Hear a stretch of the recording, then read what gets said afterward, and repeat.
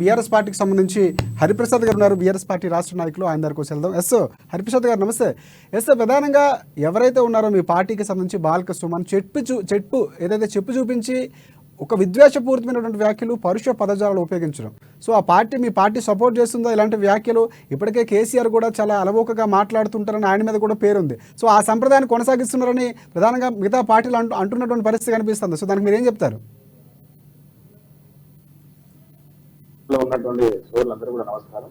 మీ ప్రేక్షకులు, అమ్మాని ప్రేక్షకులు కూడా నమస్కారం చేస్తున్నారు. ముఖ్యంగా దానికంటే ముందు జరిగిన పరిణామాలు కూడా ఆలోచన చేయాలి.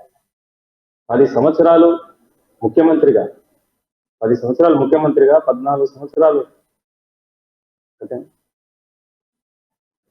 సంవత్సరాలు ఉద్యమ నాయకుడిగా పనిచేసినటువంటి వ్యక్తిని పట్టుకుని రండా అనే పదం, సారీ రాజకీయాల్లో ఈ పదం ఉంటుందా? రండా అనే పదం వాడచ్చా సార్?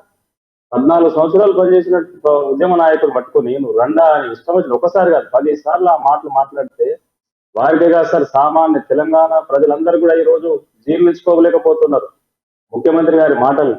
ఈరోజు ముఖ్యమంత్రి గారు తెలంగాణ ప్రజలకు కరీంనగర్కి వచ్చినప్పుడు తుపాకీ పట్టుకుని వచ్చింది సార్.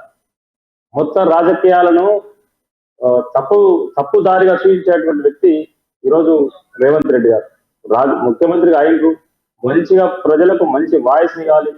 అంతేకాకుండా ఈరోజు వారు మాట్లాడే భాష కూడా ఒక ముఖ్యమంత్రిగా లేదండి, ఎవరో మామూలు సాధారణ వ్యక్తి మాట్లాడేటువంటి మాటలుగా వారిది కనిపిస్తా ఉన్నది. అందుకే ఈరోజు టిఆర్ఎస్ పార్టీ నాయకులుగా, కార్యకర్తలుగా ముఖ్యమంత్రి గారు మాట్లాడేటువంటి మాటలను చూస్తా ఉంటే అందరికి కూడా ఆవేశం వస్తా ఉంది.